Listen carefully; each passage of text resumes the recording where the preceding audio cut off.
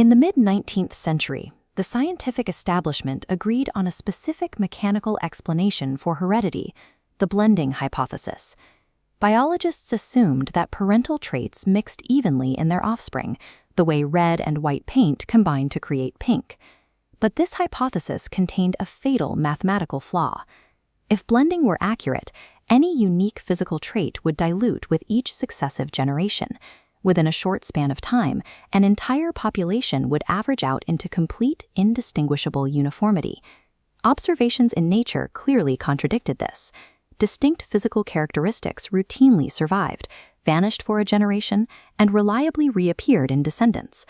The biological community had no mechanical explanation for how this was possible. Without a valid mechanism for inheritance, the prevailing scientific understanding of how life perpetuated itself was broken. In 1854, an Augustinian monk named Gregor Mendel began to investigate this problem. Working at his monastery in Brno, Mendel brought a unique perspective to botany. He was a rigorously trained mathematician. He spent 8 years cultivating and crossbreeding tens of thousands of Pisum sativum, or common pea plants, in the monastery garden. Instead of merely observing their appearance, Mendel tracked specific variables over multiple generations and subjected his findings to strict statistical analysis.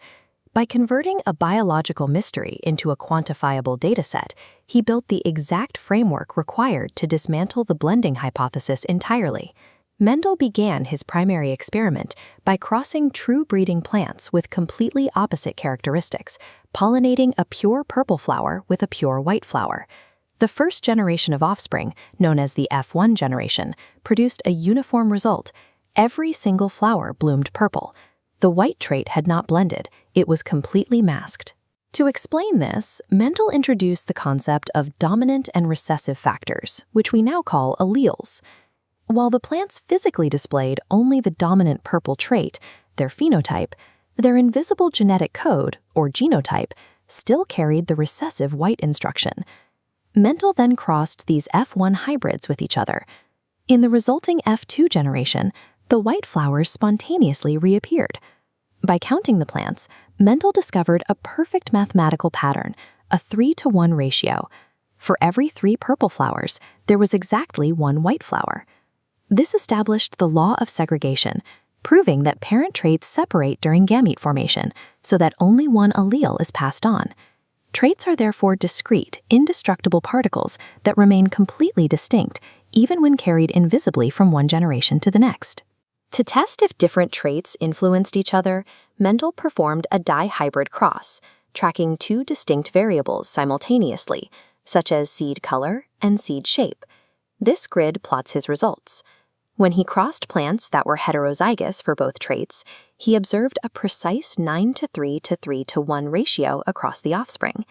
This established the law of independent assortment.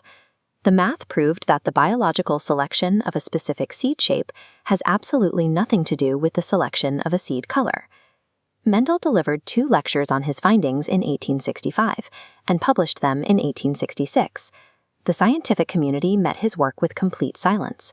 Biologists at the time were focused on continuous variation and descriptive classification. Mendel's reliance on binary characteristics and heavy statistical analysis was entirely alien to them.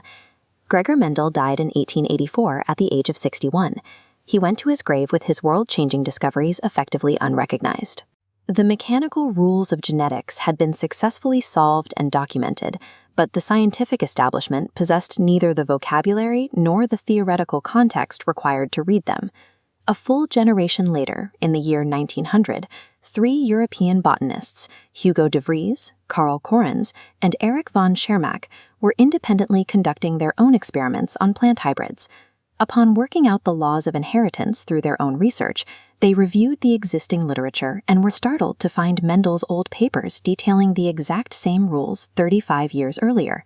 Microscopy had advanced. By the turn of the century, the observation of cells and chromosomes provided a physical, biological context for Mendel's abstract mathematical particles. The delayed revolution was finally underway. Biology caught up to the mathematics derived in the Brno monastery. Charles Darwin's theory of natural selection required a reliable mechanism of inheritance to function. a missing engine that left his theory incomplete throughout his lifetime. During the 1930s and 40s, scientists like J.B.S. Haldane and R.A. Fisher bridged this divide, executing a conceptual unification known as the modern synthesis.